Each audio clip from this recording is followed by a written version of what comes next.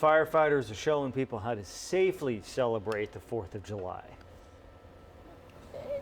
Yeah, guys, first and foremost, safe and sane. You want to see the safe and sane on your fireworks. Sac Metro helping us out this morning, how to properly light a firework and then properly dispose of it. Mark Nunez there attempting to light one for our tees. We got it done. We're going to watch this go off and then we're going to learn how to dispose next.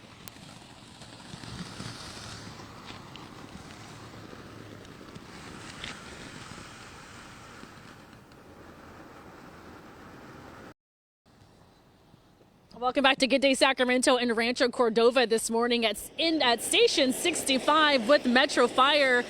The 4th of July, of course, on Friday. So we, as we do every single year, learning how to properly light fireworks and then properly dispose of them. PIO Mark Nunez with us this morning. Mark, good to see you. Good to see you. Okay, so this is going to go off for about 2 minutes, and you just lit it.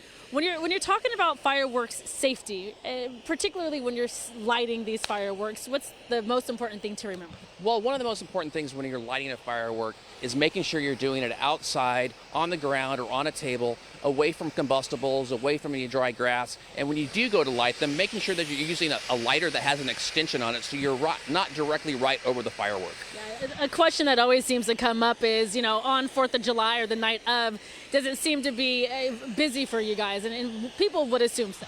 Yeah, 4th of July is going to be our busiest day of the year. Right when it starts to get dark, everyone wants to go out and light their fireworks. That's when we start running a lot of our calls. Yeah. Hey, just went out, or is this going to keep going? Do we know? This one might be done. We might be done? Yeah, we have another one we can light if you want to. Let's do that. Let's light one more, and now because I do want to again show the safety piece of this in terms of lighting. So we're going to choose. Go ahead. So what we want to make sure is first of all, you're purchasing safe and sane fireworks, and that is going to be on the box that you buy or on the actual firework that you buy. You want to make sure that you're keeping the fireworks that have not gone off yet separate from the ones that you are going to light. Try to keep it at least 25, 30 feet away. Okay. And making sure that you're practicing those safe tips. Yes. And then we're going to just bring this firework right over here. We're going to leave the one that already went off. We're just going to put it right next to it. All right, I'm going to step away. Making sure you're far enough away. Okay. And you're going to step right over and make sure you're out of the way and just let it go off. Yeah, and as we watch this go off, obviously our top story today is the Oakdale fire, what we're seeing in Esparto this morning. A fire like that, how do firefighters go about tackling that? Well, that type of fire is really a very rare type of fire. One that is a very large warehouse with a lot of different fireworks and explosives. Yeah. Those firefighters were really challenged from the moment they got there. They had to take a defensive posture. It's where you're fighting the fire from the exterior of the building and making sure that you're doing it in a safe manner. Yeah.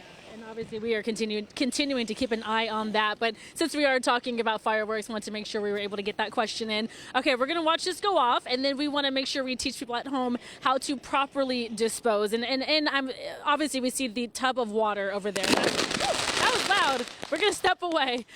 Water, most important thing, right? Having a hose close by and a bucket of water close by is what you want to do. Right. And when you're disposing of your fireworks, you want to make sure that we're doing this in a safe manner. Bringing the firework that's already been lit off, you're going to want to come over, soak it in a bucket of water.